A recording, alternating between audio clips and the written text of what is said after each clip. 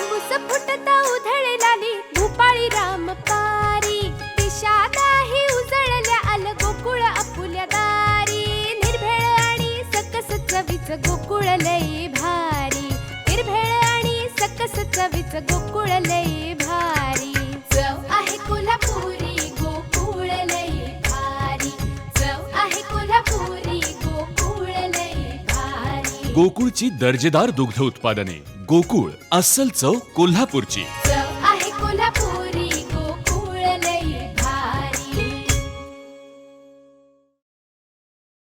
तळेरे गगनबावडा रस्त्याच्या दुरवस्थेला स्थानिक आमदार नितेश राणे जबाबदार आहेत। त्यांच्या दुर्लक्षामुळे कोकणातील ऊस लागवड कमी झाली आहे असं का म्हणाले जिल्हा बँकेचे माजी अध्यक्ष सतीश सावंत। पाहूया।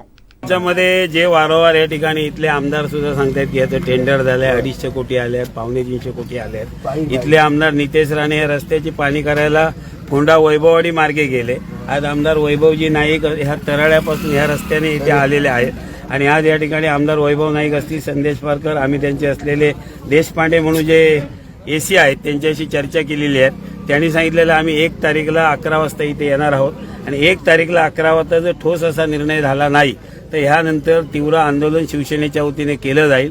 आज या ठिकाणी गगनबावडा घाट जो नादुरुस्त होतोय इथल्या आमदारांना आता 9 वर्ष त्यांची पूर्ण होत आहेत। या रस्त्याने वाहतुकीला लोकांना अडचण होत आहे आणि खऱ्या अर्थाने ऊसाचं क्षेत्र जे कमी झालेलं जे आहे त्याला कारणीभूत इथल्या आमदारांची कार्यपद्धती आहे। कारण ह्या बावडा घाटामधनं जानेवारीशिवाय ऊस जात नाही आहे म्हणून शेतकऱ्यांनी आज ऊसाची शेती सुद्धा कमी केलेली आहे। एकंदरीत जे सांगतायत ते 250 कोटी 250 कोटी इथल्या आमदाराचा इथल्या विकासाशी काही संबंध नाही आहे, फक्त त्यांचा संबंध इथल्या कमिशनशी संबंध त्यांचा आहे।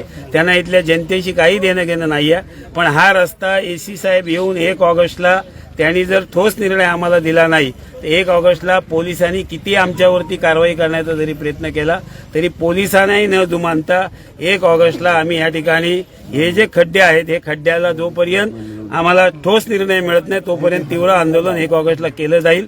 आज या ठिकाणी देशपांडे यांनी आम्हाला सन्माननीय आमदार वैभवजी नाईक आम्हाला त्यांनी विनंती केली की 1 ऑगस्टला आम्ही 11 वाजता येतोय तोपर्यंत तुम्ही आंदोलन स्थगित करा।